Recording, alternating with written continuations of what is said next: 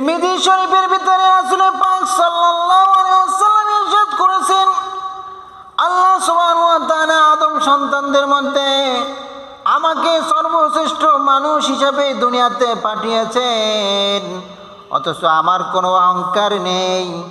ন্যায়কে অন্যায় বলা, মানুষকে ছোট মনে করা অহংকার। হাসরের দিন অহংকারীরা পিপিলিকা নয়, ছোট হয়ে উঠবে। সব লোক তাদেরকে পা দিয়ে ডলতে থাকবে। চারদিকে লেলিহান আগুন তাদেরকে ঘিরে ফেলবে। জাহান্নামের কয়েদখানায় তাদেরকে আযাব দেওয়া হবে।